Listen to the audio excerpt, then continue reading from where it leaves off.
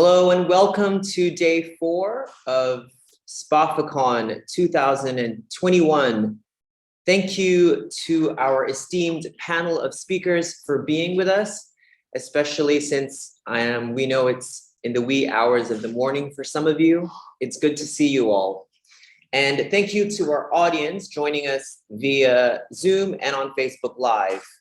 Today, in the second last day of SPAFACON 2021, we have two sessions, sessions 4-1, which starts now, and session 4-2, which starts at 12 noon Bangkok time. And both of these sessions, we will be hearing presentations related to Southeast Asian visual and performing arts. SPAFA decided to hold the 4th CMEO SPAFA International Conference on Southeast Asian Archaeology and Fine Arts this year so that it coincides with our Golden Jubilee. And therefore, we will be gifting the audience with a special edition SPAFA 50th anniversary souvenir based on the questions that you pose to our presenters. So to our audience, please do submit questions if you have any for our speakers later during their presentations, and you could win a SPAFA 50th anniversary prize. And for our audience on Zoom, please leave those questions in the Q&A tab only, not in the chat box. So Q&A tab. And for our viewers on Facebook, please leave your questions in the comment section under the live feed. So without further ado, moderating today's session is Mr. Ian Lee, who, in spite of his youthful looks, has been with the CMEO Regional Center for Archaeology and Fine Arts for many, many years, and until recently was SPAFA's publications manager, but is now a consultant for SPAFA. Please join me in welcoming SPAFACON Day 4's moderator, Ian, who will take over from here. Ian, the floor is yours. Thank you, John. Hi, everyone. This is session 4-1 of SPAFACON 2021, day 4. In this session, we have distinguished researchers who will be sharing what they learned from their studies in Southeast Asia's arts and aesthetics. A note to start with: a reminder will be posted in the chat box if the speakers continue beyond the allotted 20 minutes.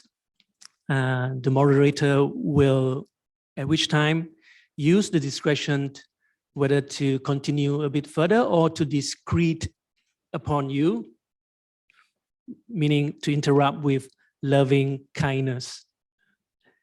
Another reminder, if anyone has questions or comments, the Q&A will be at the end of the sessions after all the speakers have concluded their presentations. Please use the Q&A box for questions. We will not tend to questions in the chat box. Every day, we will randomly select 2 questions from the audience to win a prize. The organizers will contact the prize winners after the conference, and conference proceedings will be released online on Friday, tomorrow. Our first panelist is Remy Jarry, lecturer at Faculty of Communication Arts, Chulalongkorn University, Bangkok. He's coming live, joining us online while it is the middle of the night in France. So I just want to, first of all, let Remy know that the Q&A may be less than an hour's time, so you may not be required to stay awake for the hour because one of the panelists may not join us. In his presentation, Remy will help us to understand better the market of contemporary arts in the Southeast Asia context. Remy would try to point out the factors of success and failure of contemporary artists from ASEAN countries in the global art market. The study will fill the gap of knowledge about the Southeast Asian art ecosystem and market, in particular for the benefit of less well-known Southeast Asian contemporary artists. Remy, we are keen to learn more about what you found out in your research. Please. Thank you very much, Yan. It's a pleasure to be with you. I will share now my screen. Oops. It should appear very soon. Okay, so following on this presentation, within 20 minutes, I will actually focus on the approach and the main finding, but you may have a, let's say, a feeling of incompletedness.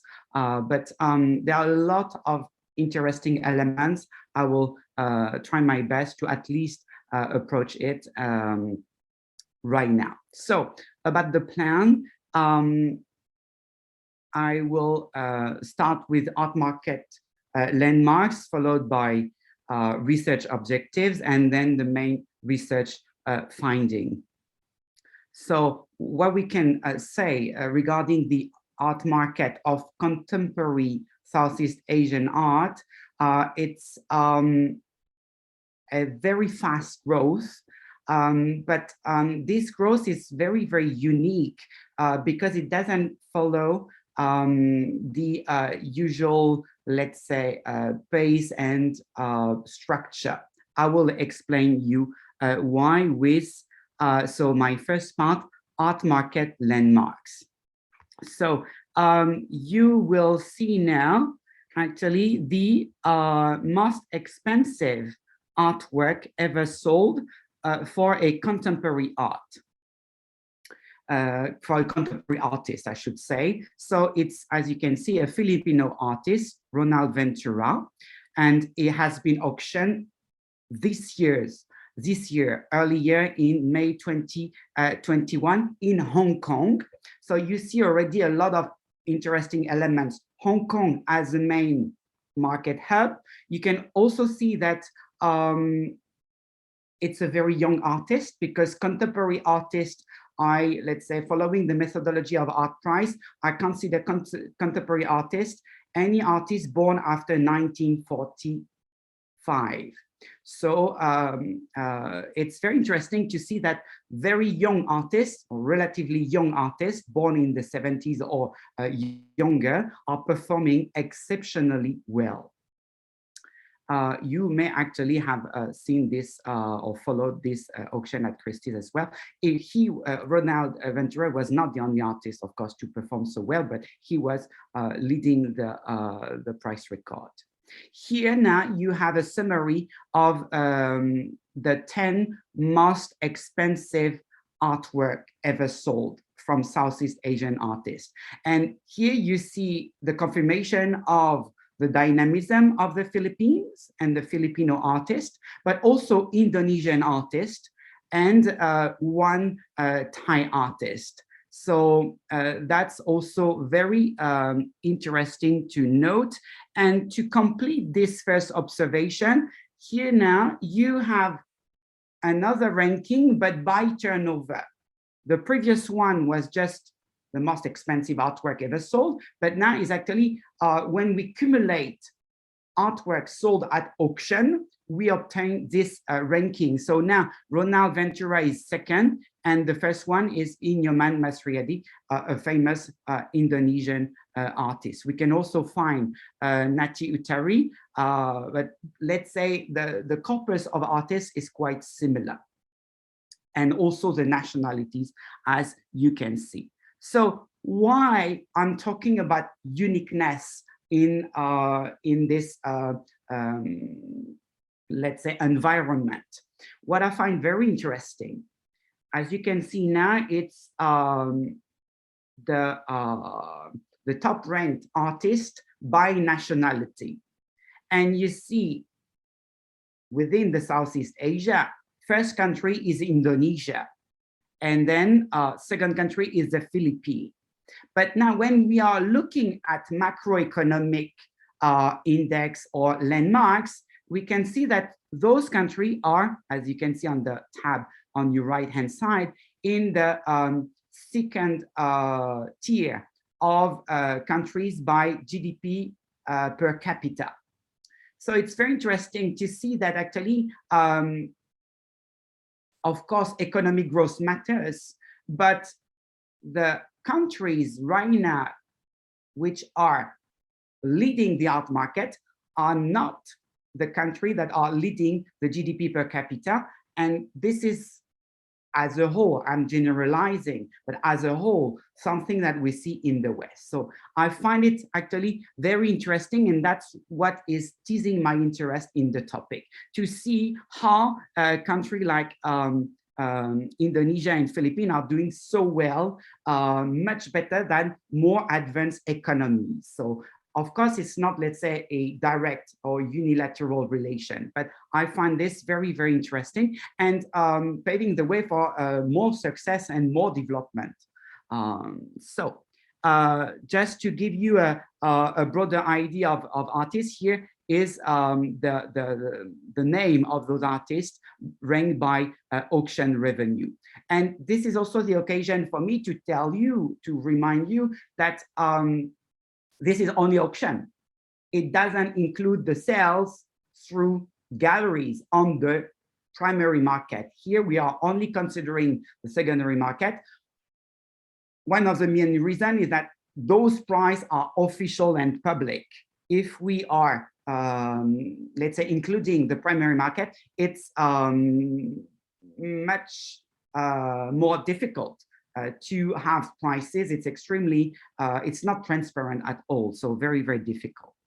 And so Indonesia is leading by a number of auction revenue, and followed by Philippines, same ranking. And then we have other artists, as you can see, from Vietnam, Thailand, Malaysia, and Singapore. And regarding Dan Vo, I also want to spot the fact that the concept in this particular study of nationality sometimes is a little difficult to deal with, because Dan Vo, for example, moved to Denmark as a child. So then who's Vietnamese, and actually his passport is Danish. So we sometimes have this issue.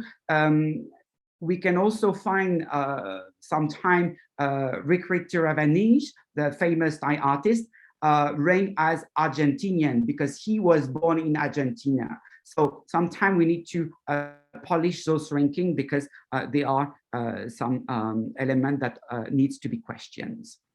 So to finish with this art market landmark, I also want to remind you of preceding steps in the development of the global art market. Before the rise of Southeast Asian contemporary art, we had actually a first step, but that was not systematically linked to Southeast Asia. This first step is this emphasis on bricks. And you can see here through this sales at Philips de Pury, so Philips now, it's called just Philips now, there were some organized sales gathering all those countries from different parts of the world. Actually, and it includes China, but China obviously has emancipated, and now it's one of the leading markets nowadays. And at a similar time, we could also sometimes see contemporary Asian art sales. So actually at that time, Chinese, Korean, Japanese, and Southeast Asian art was mixed. But step by step, Southeast Asian art has emerged. So it's still not the case, as you can see here, for ancient arts. Those sales, for example, at Sotheby's are mixing Khmer, Thai, Indian, and Himalayan art. Same here with Christie's mixing Indian and Southeast Asian art. Yet for the contemporary and modern section, now we have auction sales that are let's say segmenting just Southeast Asia. So I find it as a very interesting step in the history of this particular market. Now, second part, research objective, just to clarify a little bit my perspective on that, let's say, environment.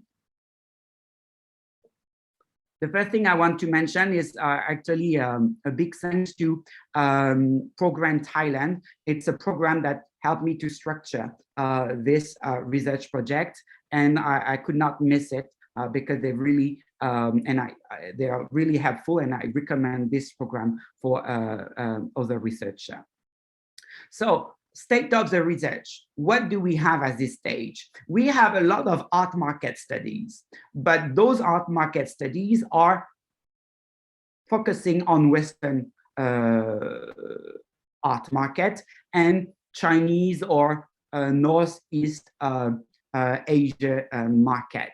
So that's a little bit like this map with blurred lines.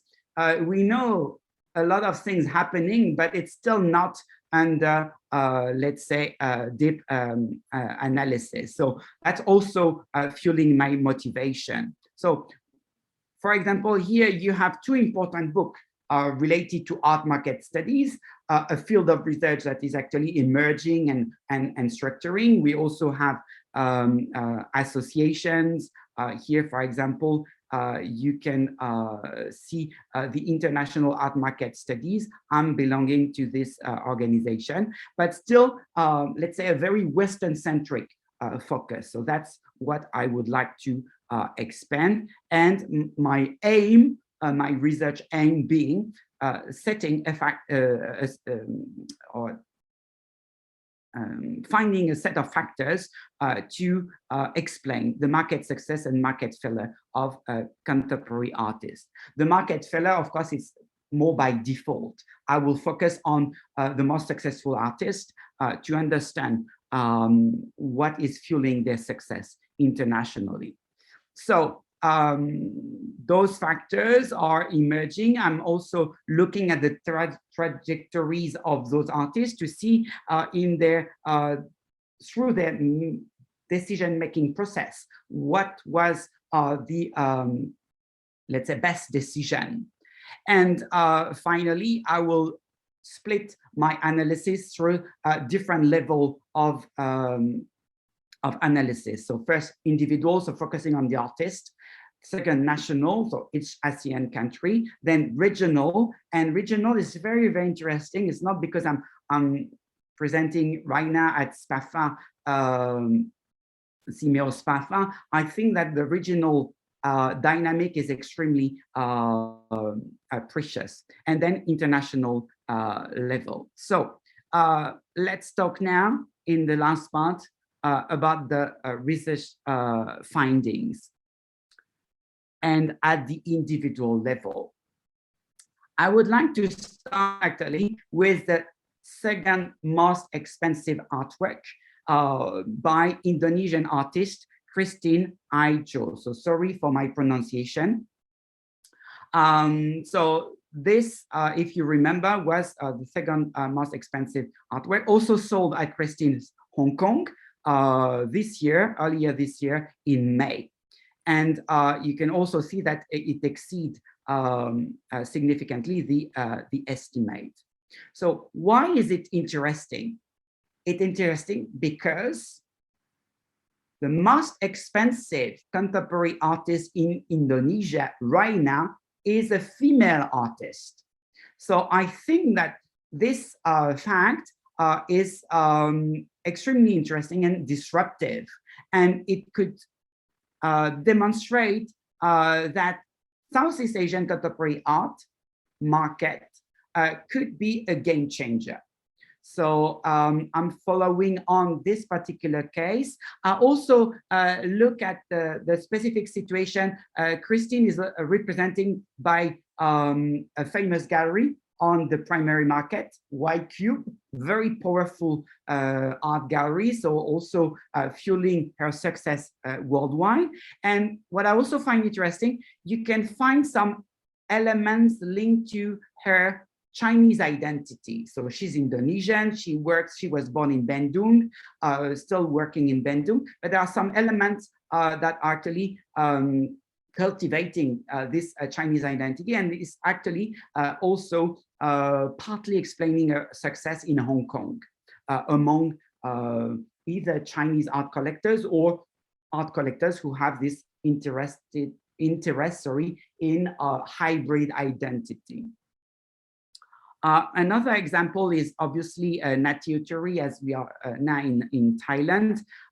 So Natiutari, here you have actually his most expensive artwork sold until 2021. He actually surpassed this auction record, and followed by Korakrit, as you can see. But regarding Natiutari, you can see that there is a very well-structured studio, and Natiutari is working under the same, let's say, context and business environment as the most successful Western artists. It's not, let's say, about copying a preconceived model, but it's also giving him a better leverage on the art market. He could definitely handle the relationship with different galleries, and also the secondary market with auction houses. Now, let's have a look at the national level. So I look at actually the presence and the development of museums in ASEAN countries. And you may know already the country in Southeast Asia that has the most museum is Thailand, followed by Malaysia, Philippines, third, and then fifth, Indonesia. So here, a little bit like with the GDP per capita, we don't find the order of the art market success on the contemporary art market. So that's actually quite intriguing. Museums obviously are helping and fostering the success and supporting the success of contemporary artists, but it's not, let's say, such a systematic rule. So among museums, I want to highlight those two, and we see that in the whole Southeast Asia, there is an important number of private museum. We could see that the public or the state-owned museum may not be as dynamic as some private. I'm not generalizing, and it depends on the country. For example, the Philippines have more established museum in art and modern and contemporary art. What we see in Thailand, for example, so far there is no state-owned museum that has a permanent collection of modern and contemporary art. So a lot of things to consider and to analyze the situation. I'm checking the time. I know that I have only less than 5 minutes, but I'll finish accordingly. So another step, it's a little bit more abstract, but I also look at the UNESCO World Heritage inscription, not only tangible, but also intangible, because we are talking about contemporary art market. And among those contemporary artists, some are not painters. They might actually use installation, performance, and so on. So it's interesting to follow, because obviously if a country decides to, let's say, highlight one aspect, and including intangible cultural heritage, it might actually draw the attention on this particular field. Obviously, at the national level, there is all the academy and all the education system for artists. So here you have some example: Yogyakarta, Singapore, La Salle, the University of Santo Tomas. That's where Ronald Ventura graduated. SPAFACON, it's the Academy of Natiutari. So beside that, you also have primary art galleries. So here it's just an example of the main gallery in Thailand. It's also supported by now regional actors or national actors on the secondary art market. And Salcedo and Leon Gallery, those two are very successful on the secondary art market and auction. So it's very interesting to see that nowadays for Filipino art, contemporary art, it's not only Christie's and Sotheby's. You also have those auction houses. And Larasati, it's also in Indonesia and partly in Singapore. At the national level, also, we need to understand the tax policy and the legal framework. So here there are lots of discrepancies. I don't have time to detail it, but it's obviously very important to attract the interest of art collectors. And speaking of art collectors, you can see also a very interesting match with Indonesian art collectors. They are very, very well-ranked and powerful, but also a lot of obviously Singaporean art collectors, because this is the highest concentration of high net worth individual in Southeast Asia. And also some art collector in Thailand, but the number as a whole is not probably at the level of the dynamic of this particular market.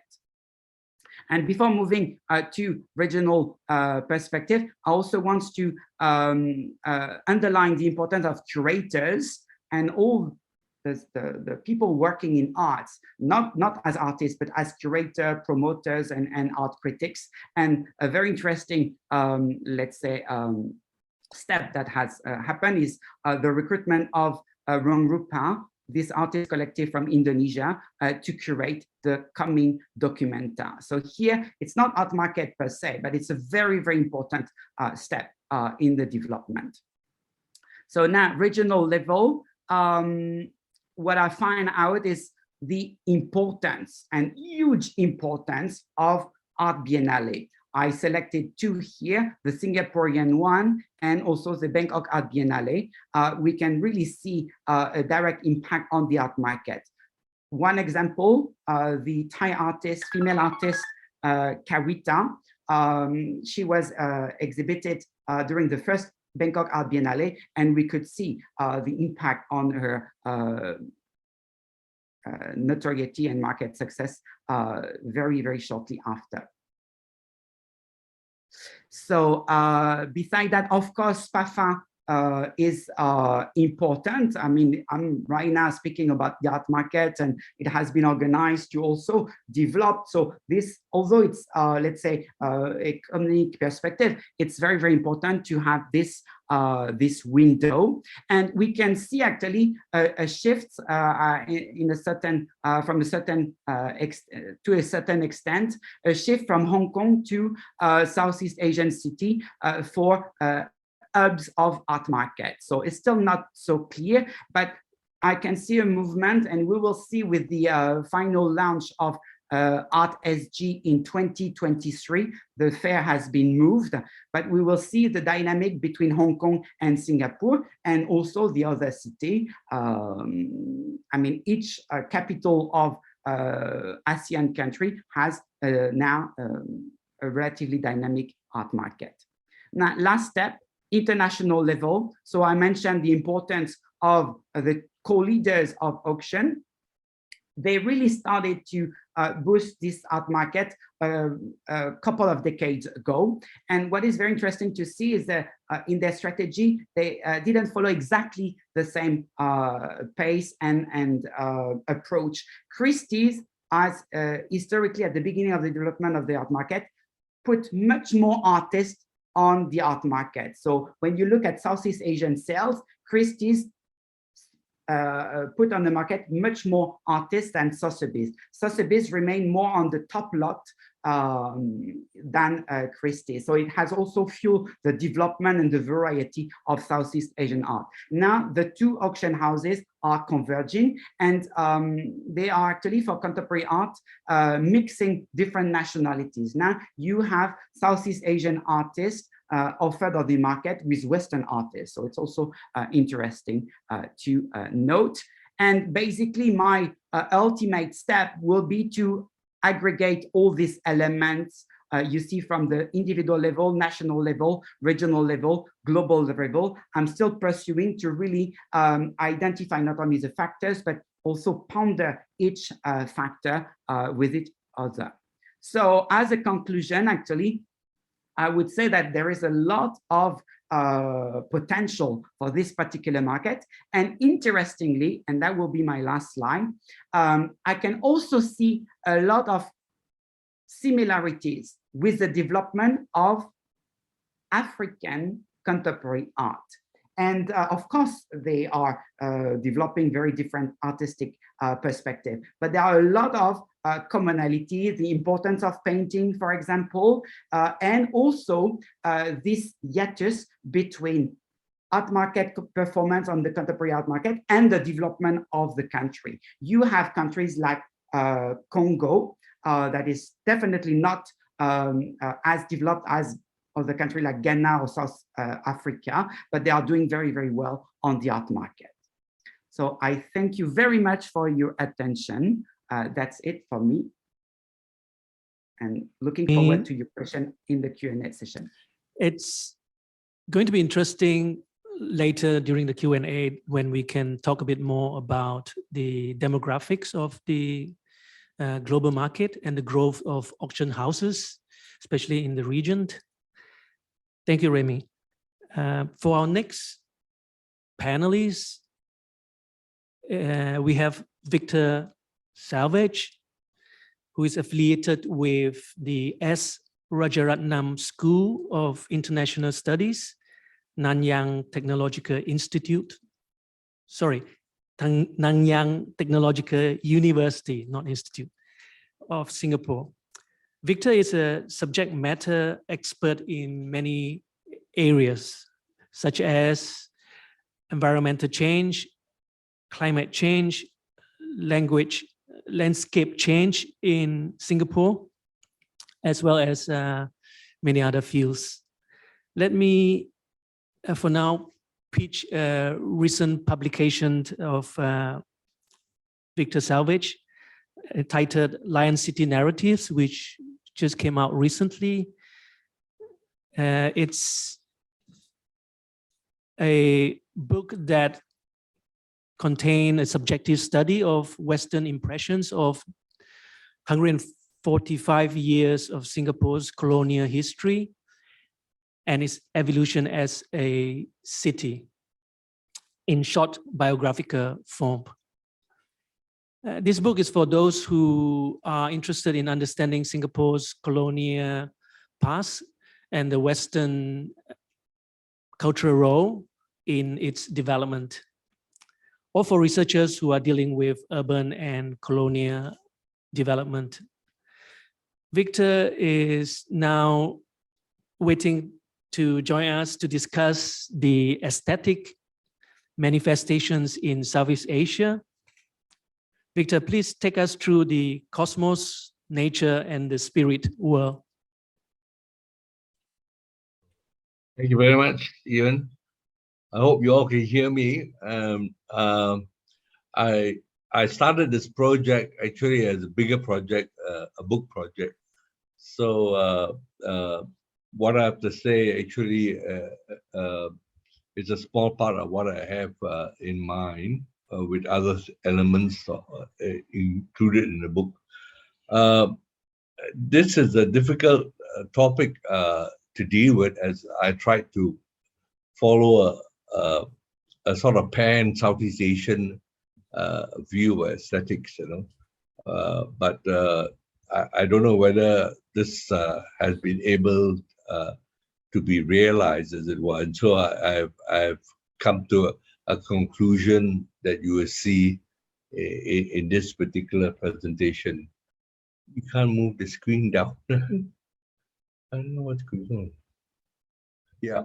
I start with trying to define what aesthetics is. It's not exactly an area that one deals with when we're talking about basic survival skills of people. Aesthetics to me is more about creativity and innovation and other kinds of skills beyond that of survival. It is very important in communicating symbols and messages to groups of people. And in this sense, it does provide a sense of identity of many ethnic groups. And from a civilizational point of view, I guess the best form of aesthetics would be to look at Alfred Kroeber's style of civilization, which is a pan sort of cultural issue that ties in a lot of different cultures, whether you look at Roman civilization or Chinese civilization or Greek civilization. And certainly in this project, we can see that aesthetics services in many forms of creative endeavor, from architecture to dance forms, tattoos to poetry, to pottery, to jewelry, to wood carving. Okay. Next, I want to look at the issue of Southeast Asian aesthetics. Well, there are a few questions I've raised there, and I hope that I can answer them in this presentation. One is whether, for a long time, there's been a Western bias that tribal societies are devoid of aesthetics. And so one wonders whether this is a true assertion. The other thing is that aesthetics is so much entwined in tribal societies and societies of lesser cultural attainment in terms of many things: religious, spiritual beliefs, wood carvings, tattooing, or dance things. The second big question, I guess, is the question that prehistorians and archaeologists raise in Southeast Asia, whether Southeast Asian culture and civilization and aesthetics is a product of local genius, that means it's indigenous, or whether it's a product of a borrowed tradition coming from, let's say, India and China. And the other question I talk about it is whether the aesthetic manifestations in South Asia can be given a uniform pan-Southeast Asian definition, or is it very varied and bifurcated, as it were? All right. Well, in Southeast Asia, I've felt that one of the important things about aesthetics is the way most Southeast Asian societies look at the cosmos. And it's obviously a tripartite division of the cosmos. The upper division is the sphere of God and divine beings and ancestors. The middle portion is the sphere of human beings that lives within our particular geographical spectrum. And the third sphere is the sphere of the underworld of demons and benevolent spirits, which is the underground sphere. So these are the three spheres, I think, that that guide in a way the way aesthetics is sort of conveyed in many ways.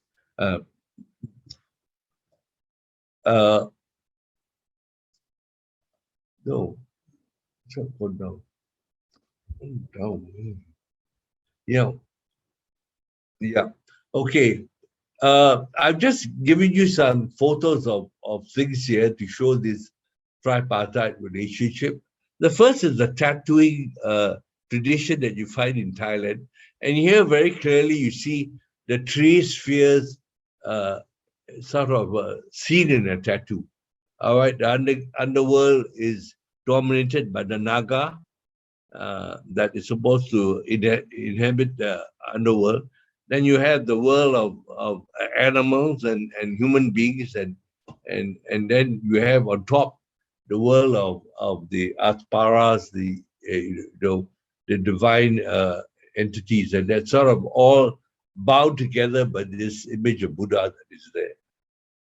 The second particular image I have is the image of Bali and the Chandis that you have there, and you can see from these Chandis that they have a very clear view of the upper world, usually by the number of rooftops in a Chandi.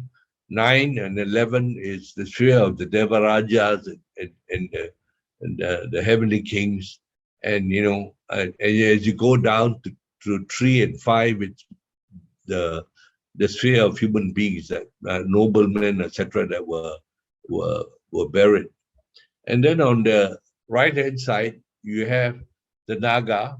This is the famous rocket festival in Northeast Thailand, where the Nagas are used as a symbol to usher in rainfall for the rainy season. Oh, well, the cosmos is also very well found in this is not the right thing, in the sort of dong tong drums that were found in Vietnam. And you can see that the cosmos is, all the dong tong drums have a central star, you know, and then they have cardinal sort of symbols there to represent north, south, east, west, here shaped by, on the left-hand side by birds, and on the other side you have the same thing, but it's a more complex thing. I find that dong tong drums in particular, well, the first time I guess the Southeast Asians started to have a serial pattern in the way they presented things. You don't find that very much in the other prehistoric things, but as far as the dong tong drums go, you find that serial patterning becomes very, very important.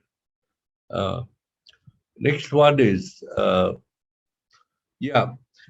Now, the next question that I've asked is the question of aesthetics. Is it beyond primitive people? Well, there's a Western bias that savages and barbarians cannot have aesthetic traditions. But Boleslaw Malinowski's study of the Trobriand Islanders and noted that these people did value beauty and aesthetics, and that it is, in his view, the minute a tribal society has laws and a form of culture and society, you cannot actually pass them off as savages and you know, uncivilized people. And the third particular point here is that in New Guinea, the forest dwellers, you would see that they are very much, despite their being so primitive, they're very much into looking at aesthetics by the way they use bird feathers for their headdresses. And in a way, Catherine Patricia Spire talks about this issue of how these people use headdresses with the birds of paradise feathers, and these were used similarly for Westerners in their hats. So she talks about primitively people dressing up civilized Westerners, as it were. You know, we're having a bit of problem moving yeah, here we are. You can see all these primitive Papua New Guinea tribes, you know, with their elaborate headdresses or the bird of paradise feathers, as it were, which clearly shows they had a very strong sense of what was beautiful and what they wanted to have on them, as it were. And next, I don't know what's happened. But yeah. So the question that I like to ask, as I said, was the question of whether Southeast Asian aesthetics is an indigenous or a borrowed tradition. And this is a very great debate that goes on, especially in prehistory. Do we have a genus loci of innovative energies that are indigenous, or whether all the aesthetics and civilization that we see is a reflection of the Chinese and Indian cultural borrowings, as it were. Now, Nanda Kuramasamy was one of the earlier ones to show that to sort of find a sort of a mix of these two different contributing ideas, when he notes that no doubt you have Indian civilization in Southeast Asia, but the civilizations that you see in Pagan and Brahmanan, you know, you would not find anywhere in India. So in that sense, they were very important in terms of showing that there was a certain amount of individualism and indigenous inputs in even the Indian civilizations. What's this going on? Yeah. Now, in terms of indigenous civilization, as we go, actually wait, hold it. Hello, can you go back? Yeah, this one. Yeah, you can see when you go to prehistory, you have, as it were, an example of early aesthetics found in the pottery in Manchang. You look at that red pottery. On the left-hand side is a rare pot from the archaeological dig, as it were, in Manchang. But on the right side is the kinds of pots that are used to sell to tourists. So you can't say that people, 5,000 years ago, did not have a sense of aesthetics. They already had that, in the way they shaped their pots, etc. All right, next point. Can we go to the next slide? Here. I want to say that one of the problems in trying to identify traditions of aesthetics is because aesthetics reflects three factors. All right. One is that aesthetics is a product of very individualistic talents of artisans, artists, and weavers. So it might not represent a pan reflection of a tribal group or a big civilization. Secondly, well, aesthetics can influence or can be a reflection of the cultural input of a tribal group. Like many tribal groups have certain colors that they use, red or white or green, to mark them. And so all their clothes either have white or red or green that you find in many of the tribal groups, hill tribal groups in mainland Southeast Asia. And third, obviously, the aesthetics of civilizations are the most important. I mean, so in Southeast Asia, Indian and Chinese civilization had the greatest influence in aesthetics. Okay, next.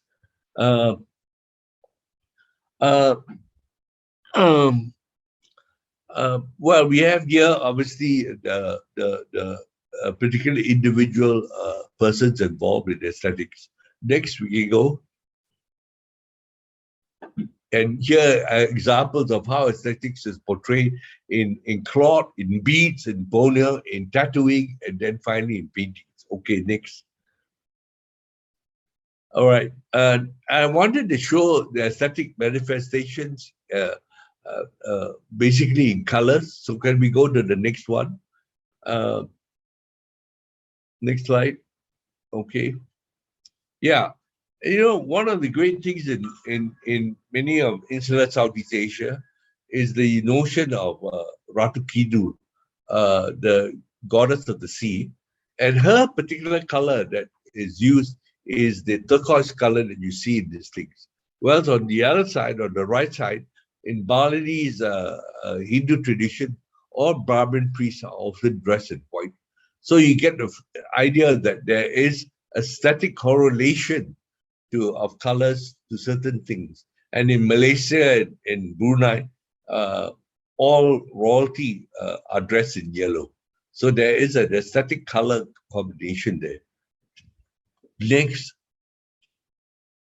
All right. The next thing I want to deal with is a certain degree of the spiritual manifestations of aesthetics. So can we go next? We don't have very much time. So yeah. I just want to show you how much I think the idea of ancestor worship was very strong. These are particular heads of various ancestors, etc., in Melanesia, Papua New Guinea, and parts of Melanesia. And this was very strong. Don't forget the Melanesian culture. The Australoids were very much the main culture of Southeast Asia prior to the Mongolites coming into the region. So these are good examples of what it was in the past. Okay, next. And these are kind of gods that are made in the image of human beings. And again, in Melanesian culture, in most of the Oceanic cultures of things, which are basically products of byproducts, let's say, of Southeast Asia. Next. And here we have example of spiritual motives in Thai, Cambodian tattooing, which is very strong. I always believe that these symbols of spiritual tattooing help to protect the body of the person from sickness or from death or whatever. Next. Yeah. So the last part, I want to talk about nature that is found in aesthetics. Go ahead, next, we can go. One of the things of the cosmos in nature is the notion of the center. And here we have the center of the Chandis in Prambanan, one big Chandi there and 4 smaller Chandis surrounding it to show this idea of the cosmos, the center and its radial parts. Next. All right. So in Southeast Asia, this would be considered, the center would be considered the pusat, as it were, or the navel in Malay society. Okay, next. Yeah, here we have Borobudur, and another example of a Chandi, all right, that shows the tantric symbolism that is there as a circle in the square. You can see the square here on the left and the circles there on the right, on the topmost part of the Chandi. Okay, next. All right, and then you have obviously various forms of animistic beliefs in terms of the representation. Next, can we go on next?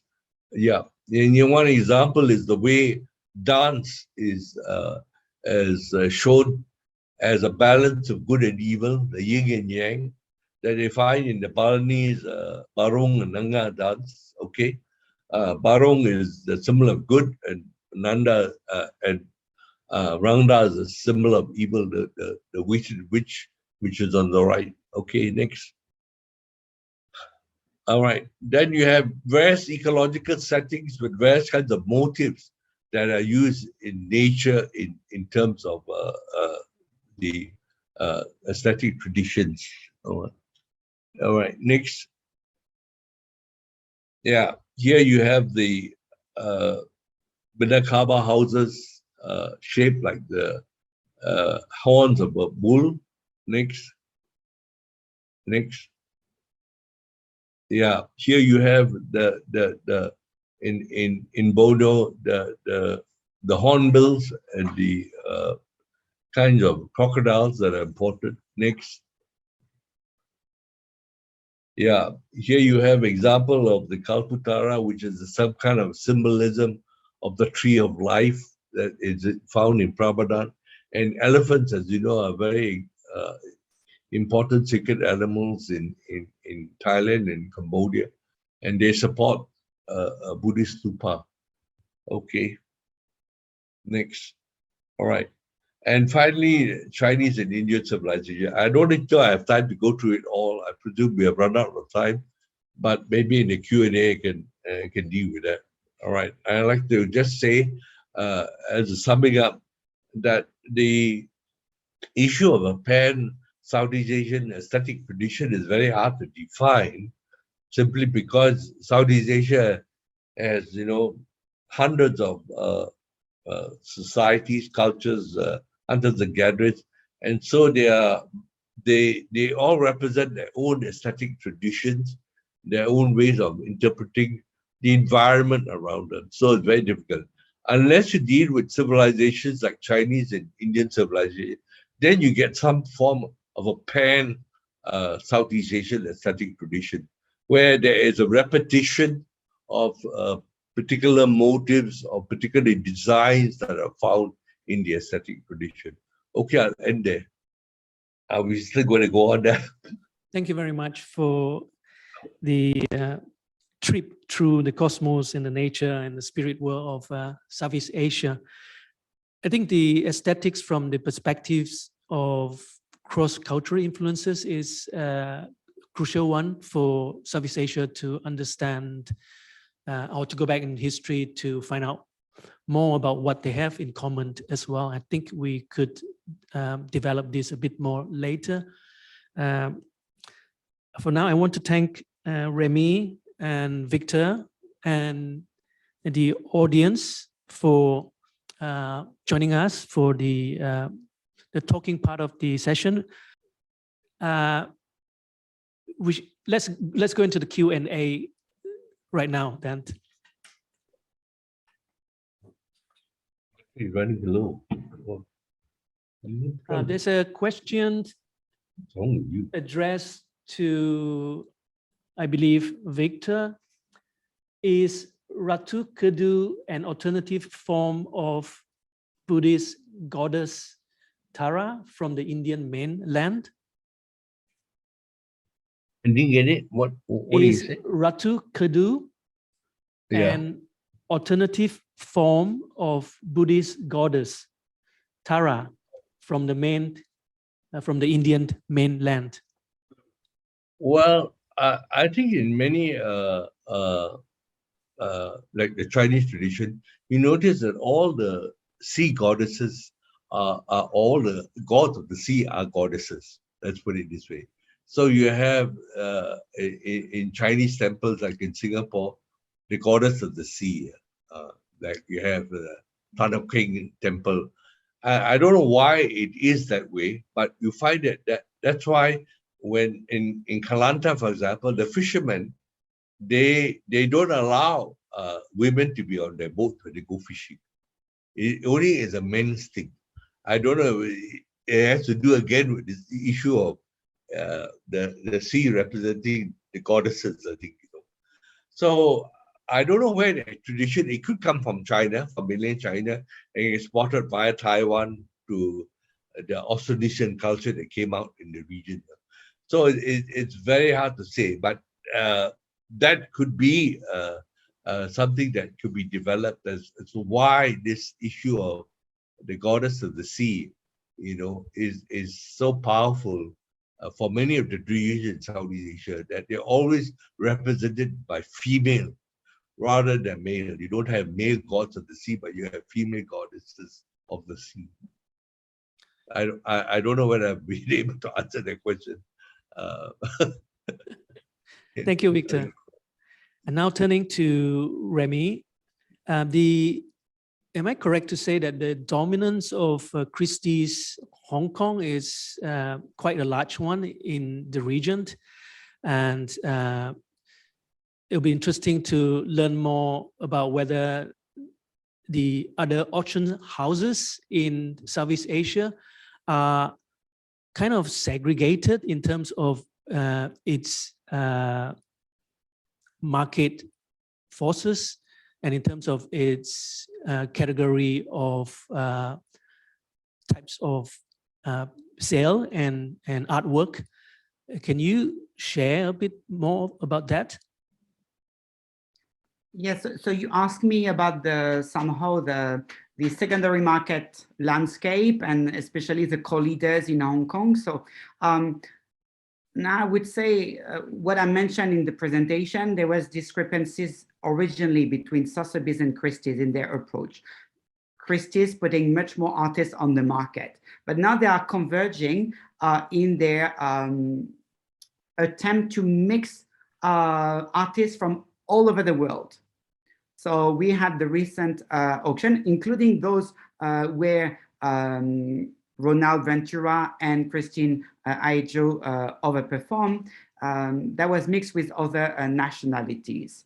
Now, for those emerging and sometimes well-established national auction houses like Salcedo in the Philippines, obviously they are more, let's say, focusing on the national artist. That's how I can put it. What I didn't mention is the other auction houses like Phillips, like Bonhams, and many more. They are also looking at the Southeast Asian contemporary art market with great interest. But it is true that Sotheby's plus Christie's as a whole, they really lead the market, especially secondary art market. Primary market, it's difficult again to say because there is no transparency regarding the prices. Am I answering your question? Yes, thanks, Remy. And also, Remy, in your study, do you find that this is generally a collector's shift to collect from the less saturated part of the world, moving from, yeah.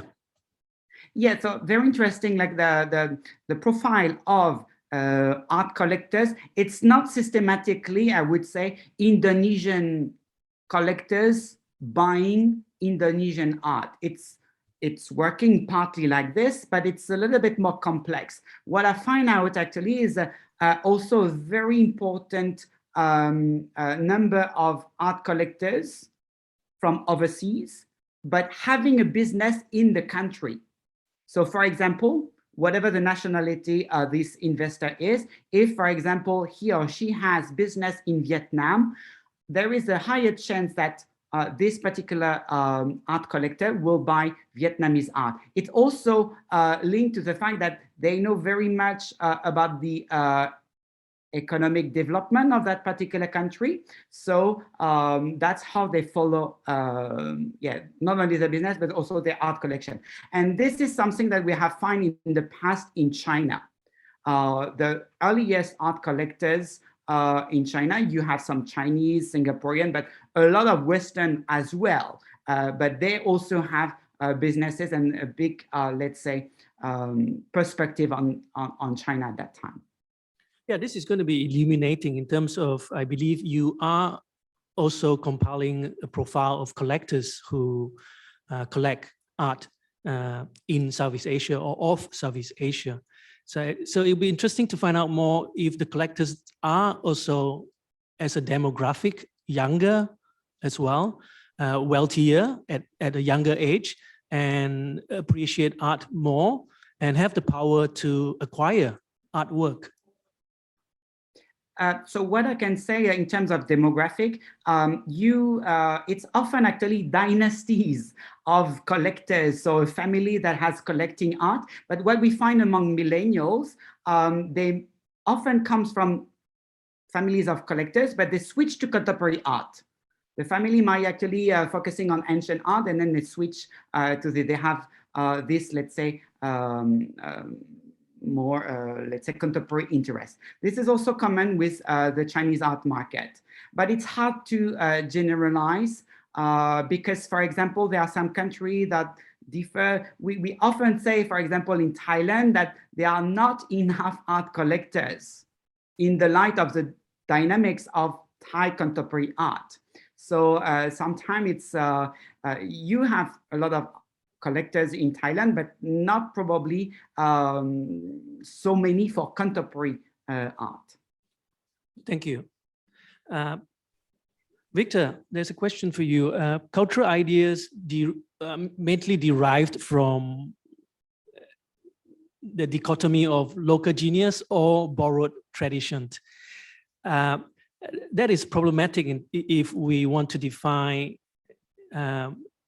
which is which and what applies to most culture, is that you find that is a central question, whether it's local genius or borrowed tradition. I believe that's the case very much so for Southeast Asia also. Can you expand a bit more on that? Yeah, well, this issue of the local genius and borrowed tradition is very much a debate that goes on in prehistory and archaeology. Many people that feel that Southeast Asian culture and civilization is a product of borrowed tradition like to always say that we are a secondary diffusion source of Chinese or Indian culture. That the traditions that we have here are not from the region, but they are from China or from that way, India. And obviously the indigenous archaeologists and prehistorians always want to refute that. They say, no, that Southeast Asia has had a tradition of its own, and that many of the things are not borrowed. So one of the great issues of the debate goes with regards to the socketed tradition in tool making. Now, the socketed tradition, the first time when you use sockets to create tools, etc., the basically the people who believe in the borrowed tradition say that the socketed tool came from China, and local archaeologists and priests say socketed tools were older than that of the Chinese socketed tools. So it's a problem. It's a question of looking at cultural autonomy of Southeast Asia versus cultural imperialism of China and India into Southeast Asia. So it's a very nationalistic issue. I mean, the Vietnamese won't accept that a lot of their prehistoric traditions are borrowed from China. They feel that the Dong Song culture, etc., is very indigenous to the region. So it's a big issue here to a large extent of whether, a particular tradition in the region is something that has been borrowed or something that has been developed indigenously within Thailand or Burma or Indonesia, see. And I like to believe to a large extent that there are very strong indigenous traditions in the region, and that they're not a product of just diffusion, because it doesn't give credence to our region, that our region can come up with innovative and creative things, that we always like to think that we are always a subculture of China or India, which I don't believe we are. That's my argument. Yeah, and I think this is where historians and also archaeology have such a important role in establishing some of these answers. There's a following question for Victor. Are we casting too wide a net by looking for a Southeast Asian aesthetic? And should we be looking for more regional visual cultures? For example, curvilinear ceramic designs on Banchiang pots can be found in central Thailand, handprints in Sulawesi and Borneo. Yeah. No, I agree that the issue of trying to look for a pan Southeast Asian aesthetic tradition is very difficult. And partly by going into this, I've come to that conclusion, it's very hard to do it. That probably there's a better representation regionally or among tribal groups, or a particular point in time where traditions were localized in a particular area, and that there was. But if I didn't try to look at that from a pan Southeast Asian, I will come to a conclusion. I'll always be focused on a particular region and say, oh, that's an aesthetic region. But by looking at it across the board, you then can come to a conclusion that, yeah, it's very hard to find a pan Southeast Asian tradition. Too much of our studies are very localized. And so we don't see the forest. We don't see the whole of Southeast Asia. And I wanted to look at the whole of Southeast Asia and then come to the conclusion of why is it that we cannot have a pan Southeast Asian tradition, so to speak, because of the fact that there are all these different elements that create various small, micro, regional, or localized interpretations of things, like the ecology, for example. Thank you. Following up on that, there are more questions from Mark Ritchie. Both panelists can answer to these questions. One, from cultural heaves came influences. Which one captures best the process, adoption or adaptation?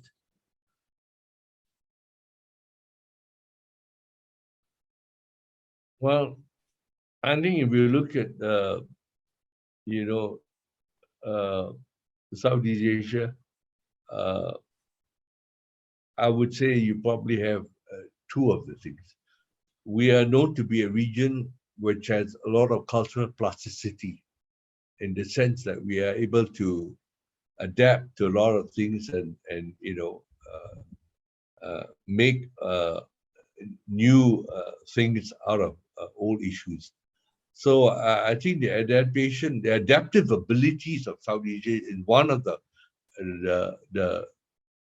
I guess important features of Southeast Asian culture, our adaptability.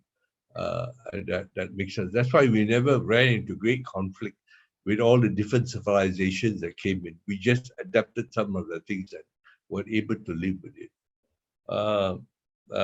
So I would say, and adoption, yes, adoption comes because like on all the religious traditions, we just adopted them, whether it's Buddhism or Hinduism or Islam or Christianity. We adopted many of these traditions and made them part of our own. So that's my particular take on this issue of adoption or adaptation. Yeah, and the other question relevant to this also is that some people think that when it's not from the cultural birthplace, it's not authentic. How can we locate authenticity then? Oh, that's a that's a big issue because we have only been able to locate authenticity because we have due to the genetic sequencing of people that have moved from one to another. Before we just looked at artifacts and the diffusion of them. But now, because of the DNA things, we are able to see the movement of people across the Pacific Ocean. I mean, in fact, before that, we never knew that Southeast Asia was a herd on most of the Pacific Ocean. But now, because of the DNA sequencing that we have, we are able to see that. So the question is, obviously, it's difficult to pinpoint exactly where innovation originates and where it gets diffused, as it were. It's very difficult to say that. For example, if you look at the outrigger boats that are found throughout the Pacific Ocean and the region, I mean, we don't know where the outrigger boat really originated in Southeast Asia, because it's now found in all the islands of Southeast Asia, the outrigger boat, and it's found all over the Pacific Ocean. Whether you go to Micronesia or Polynesia or Melanesia, they're all there. And the same thing when you go across the Indian Ocean, outrigger boats are found also in Madagascar. So so people think that those things are originated in Madagascar, originated in Hawaii, where actually the origins come from Southeast Asia. But it requires a temporal sequencing when you go back in time, and that's very hard to do basically, because a lot of these things in temporal sequencing, you can't find original archaeological digs that reveal these things. So perishable goods don't last long. What you have obviously is maybe iron or basically materials that are more durable. Yeah, definitely. I think it's hard as writers or historians such as Yuval Noah Harari and David Christian, among many others. They would point, or they propose, like, going back, way back to prehistory, and that is a difficult task because whatever cultures we are studying, there are always influences that go way back to some time which we are not able to gather any evidence for. In that sense, also a further question is, do we consider adaptations of cultural influences as giving birth to a new sense of authenticity in itself? Yeah, in a way.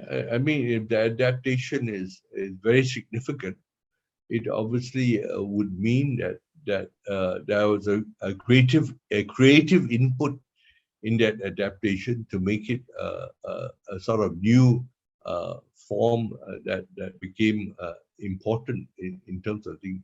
So I think to a large extent the plasticity of our cultures, of Southeast Asian cultures, is a very important aspect of Southeast Asian identity. We are not in a way adverse to adopting other people's cultural influences and changing it and making it our own.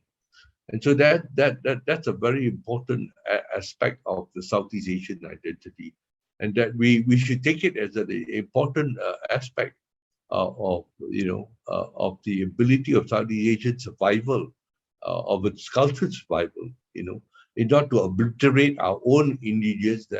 That means all our cultures are metamorphized, so to speak. Our old traditions are given new form and new expression, which is a very important thing. Many traditions, they just cut off all their old traditions, and then they have no heritage, so to speak. But our heritage is kept, but in various different forms. Yeah, thank you, Victor. There's a question for Remy. Are collectors thematically collecting Southeast Asian art, or are they collecting genres from which some Southeast Asians happened to be participating in? Yes, so regarding, let's say, who's collecting what I would like to say first, there is a dominance of painting. So we may find it a little bit like Western centric, because this dominance of painting. So in that particular, let's say from that particular perspective, each country has its own path. For example, painting started earlier in the Philippines and Indonesia due to colonization. But with this, let's say, dominance of painting, what is very interesting, and to link it to Victor's presentation, Southeast Asia is probably one of the most diverse market or artistic ecosystem, because obviously there are some different layers of cultural identities, and I see it as probably one of the greatest potential of development. And that's also when I look back at the different steps I went through to discover and study Southeast Asian art. I discovered it when I was working on the art market as a professional of the art market in Hong Kong.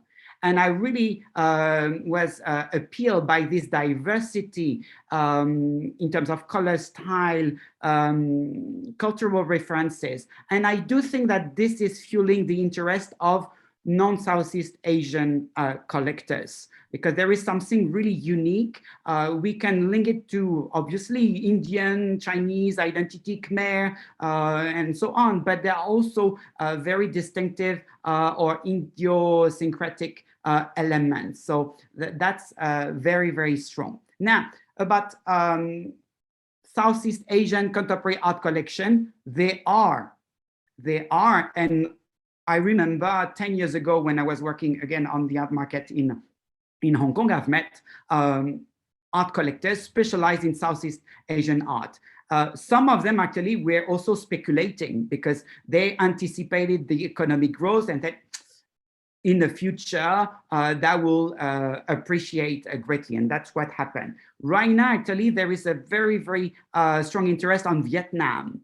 Vietnam prices are actually the fastest growing in terms of price, not as a whole, not at the level of the Philippines and Indonesia, but there is a very, very strong dynamic. And to mirror those, let's say, Southeast Asian collection, you also have museum, Mayam, Maksan in Chiang Mai, Makan in Jakarta. So collectors have now such a big collection that they can open the museum. And my last point, I would also like to underline the support of public institutions. And in this regard, the National Gallery Singapore he is extremely dynamic to support and to give more visibility to modern and contemporary Southeast Asian art. And with the ambition from Singapore to become actually the hub, somehow the I would say the New York of Southeast Asia, to not only showcase Singaporean artists, but artists from all over Southeast Asia, and with an interesting discourse saying that modernity in art and in Southeast Asian art is distinctive from the modernity we find out in Western art and so on. So I really find this, let's say, perspective orientation interesting and promising, both on the private and the public sector. Thank you, Remy. Victor, I don't know if you look at your chat box. I will share with you Mark Ritchie, who asked Mark Ritchie's message. He asked the questions about adoption versus adaptation and authenticity. He sent a message, Mr. Victor, brilliant points. Thank you for responding to my questions. Remy, it's another question on Q&A. In terms of the role of museums, do you have any recommendations for them in supporting regional artists?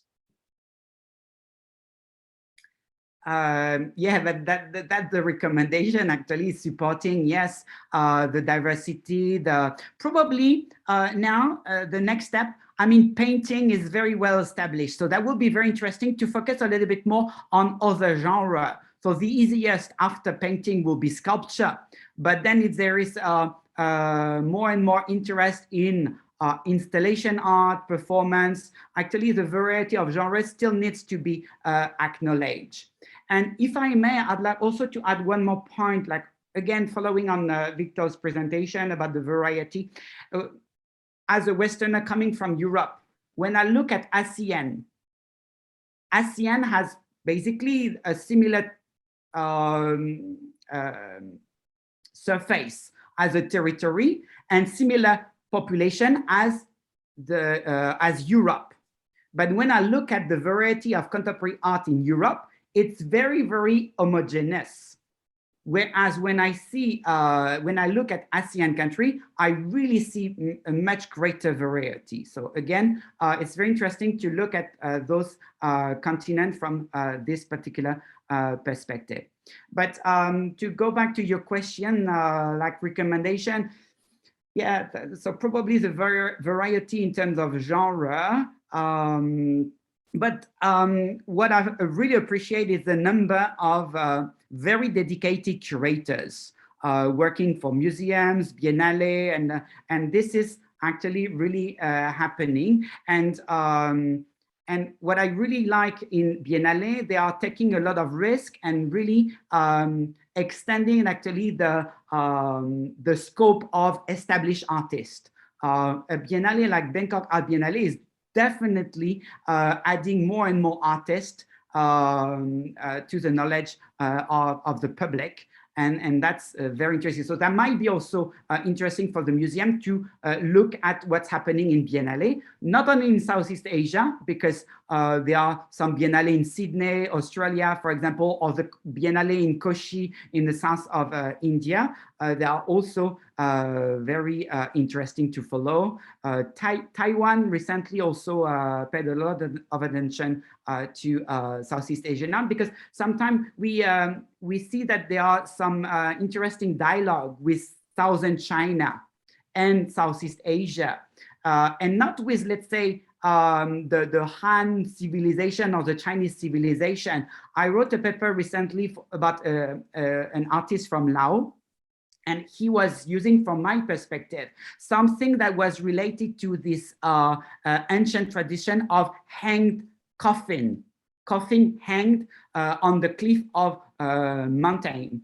And this tradition actually was performed by different tribes tribes in China, in today's China, but also in Indonesia, also in the Philippines. So very interesting to see that in contemporary art, you may have actually this blooming of native or Southeast Asian native elements, or let's say not related to those, let's say, very dominant civilization or dominant neighbors. Can I add something to Rene's thing? Yes, please. When it comes to support, I guess there are different ways of support. Like take, for example, in Singapore, we have a whole school of art at secondary school level called SODA, right in the heart of town, where young kids can develop artistic abilities in different areas, you know. Then we have obviously the two schools, art schools in Singapore that are supported by the government, NAFA and NASAP. I mean, they're supported heavily. I mean, the pay, everything is given by the government because government recognizes the importance of art there. So we have a conservative music in the National University of Singapore, which costs a lot of money to support. There again, whereas the government is putting a lot of money in that. And the private sector, I would say that UOB has a big art competition every year, the UOB, which is now regional. It's not only Singapore artists, but also the artists of region can participate in this thing and win prizes, etc. And I think it's very important that in Taiwan, what gives sustenance to art there is that the government makes sure that every project, a building in Taiwan, you know, they have to reserve 1 to 5% of the total cost of the building to art, in terms of sculptures and all in the building. So that gives a very big boost to art in Taiwan, and which you can never get. I met some people and they tell me they're not bothered about any other art outside of Taiwan because there's so much to do there, you know, because Taiwan has been going through a tremendous amount of reconstruction and renovation and that. So I think there are many ways in which art can be supported to a large extent, and obviously I find that a lot of the Indonesian rich Chinese are very much into art.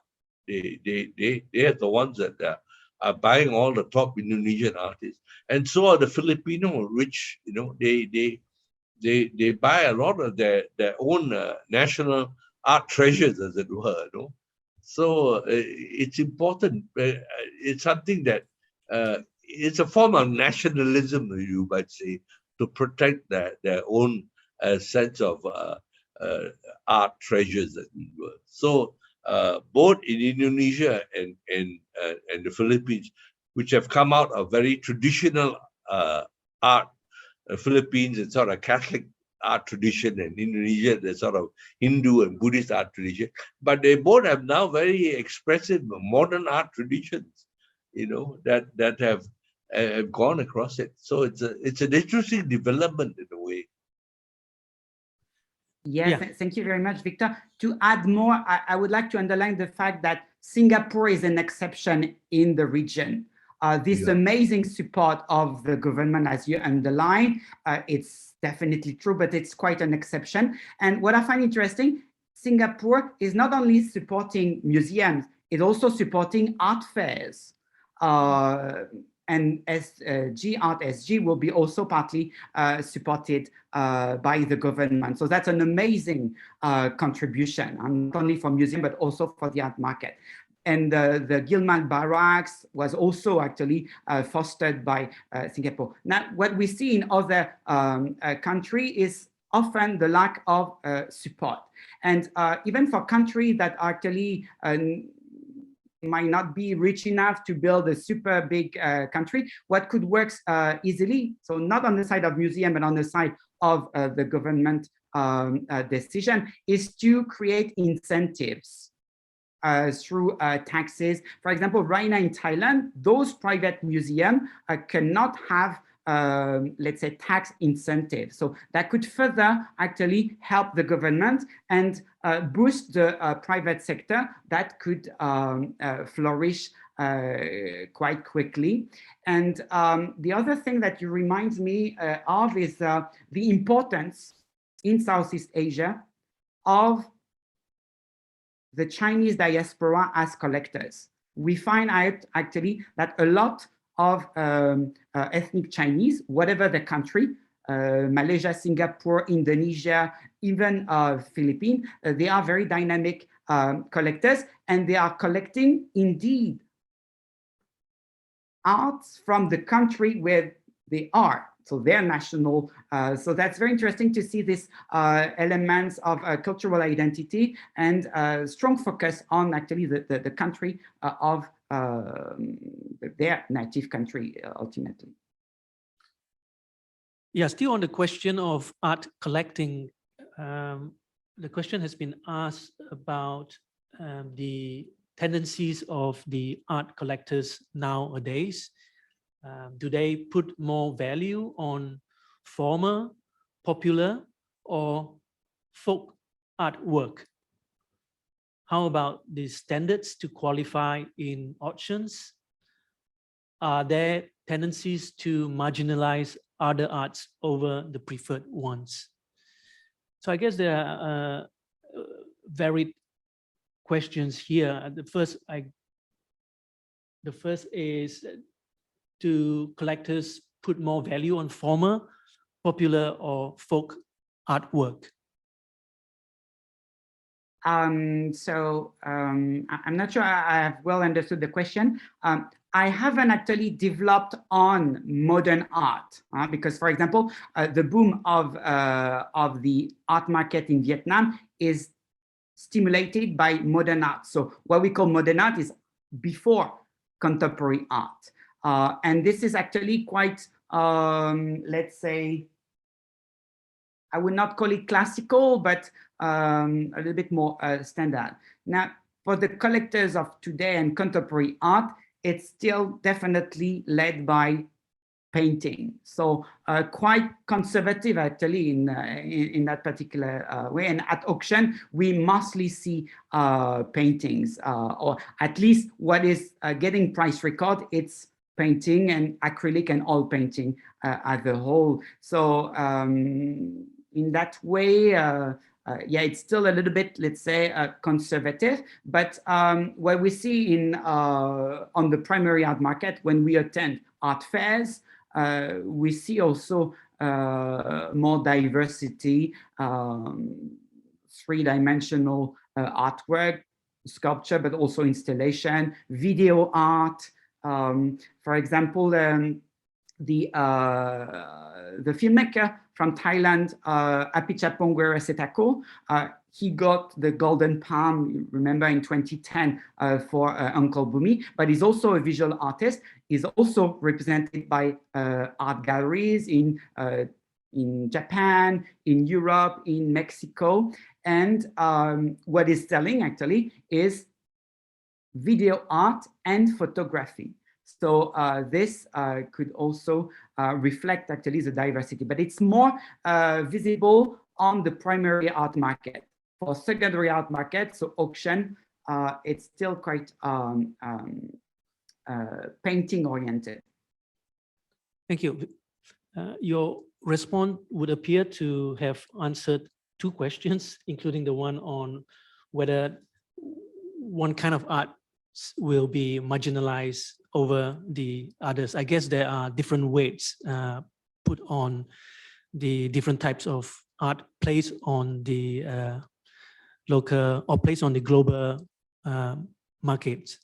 Can I just say something there?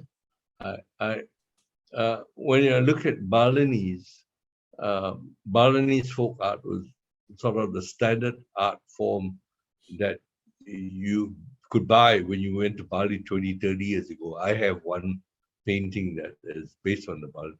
But today you can't find any more of those folk art. The Balinese artists don't do it. And as a product, I guess, of two things. One, maybe there's no demand for it. But two, it takes a a lot of time to do one Balinese folk painting, 3 to 6 months. What is the artist going to survive on if he spends 3 to 6 months doing a Balinese folk painting? So the only Balinese folk paintings you can find is in the Nika Gallery in Ubud, but you can't find them in galleries anymore because they're just not there because there are no Balinese artists painting those kind of paintings. So in a way, it's a question of demand and supply there, whether or not certain art gets picked up or not. It's very hard to say. But I can say that in relation, when I look at the art in the area, to a large extent, the culture or the religion of a society has very much provided the thematic traditions of art. In Burma and Thailand, it would be Buddhist influence. In Vietnam, it would be folk stories, folk tales. They're always in the Philippines, it would be the Catholic tradition, and in Indonesia, it would be basically the Hindu tradition. So that's my take on it. Maybe to add more on Bali, for example, it's very interesting. But I would say that that's for modern and contemporary art, it demonstrates the fact that it's very much hybrid. The most expensive, actually, modern artists related to Bali are Western painters like Meyer Dupré, who spend, or Walter Spice, who spend their whole life in Bali. So we see this kind of Western, Southeast Asian hybridity. And today, that's actually among the most expensive artworks and still considered as Southeast Asian art. So I would say, like, to go back to your question on folk and things like that, I look at Southeast Asian art, and especially contemporary, as very much hybrid. It's very, very difficult to have, let's say, a unilateral perspective.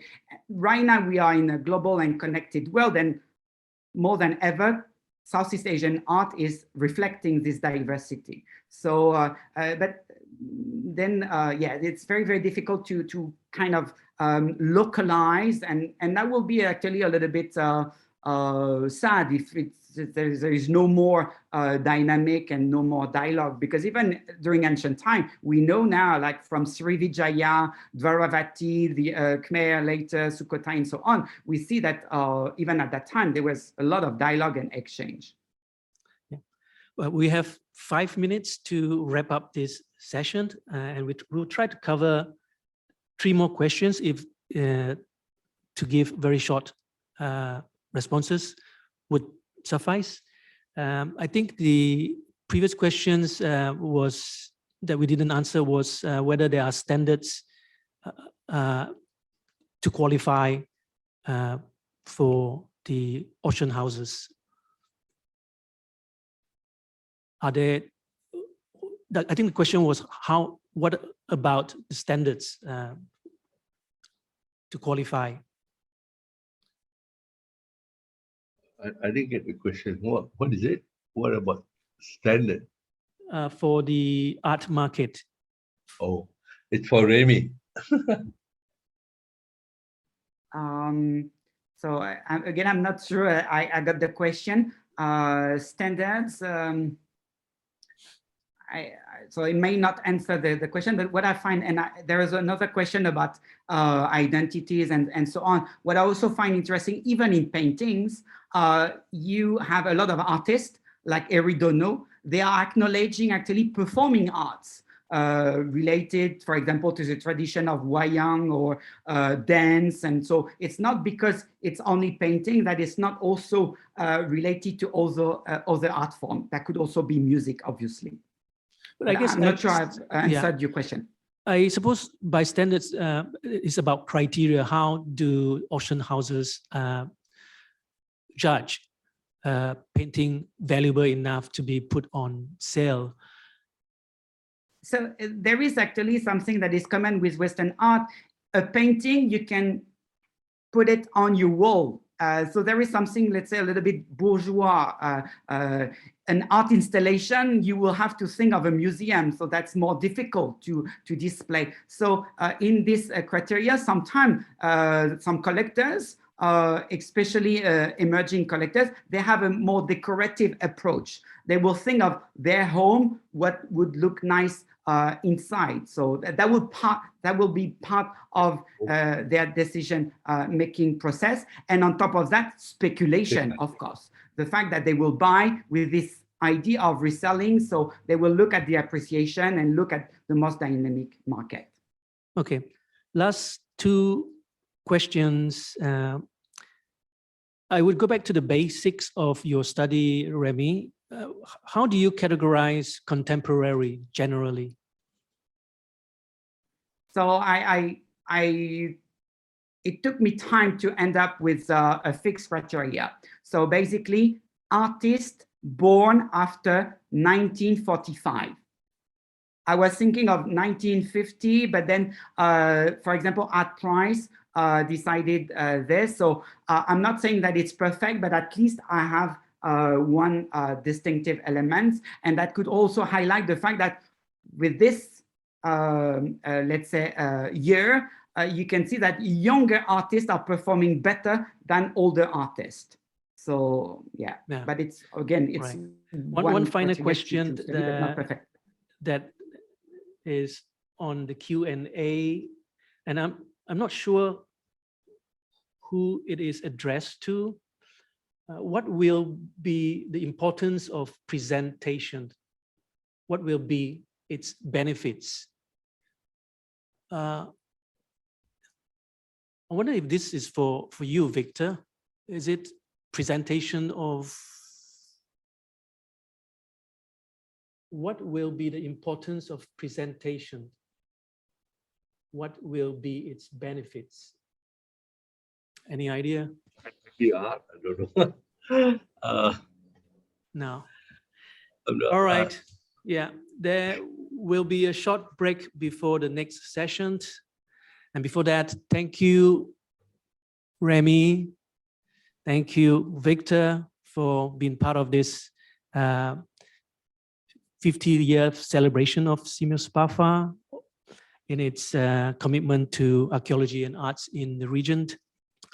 The next session will start at 12 noon, when we will have Darakon Chandanasaro Hasinio Nicholas and Ahmad Kodem to make presentations on historical study of archaeological dance documented with labor notation, musical instruments on the 16th century Angkor Wat bas reliefs, and photography in 19th and early 20th century Indonesian archaeology, respectively.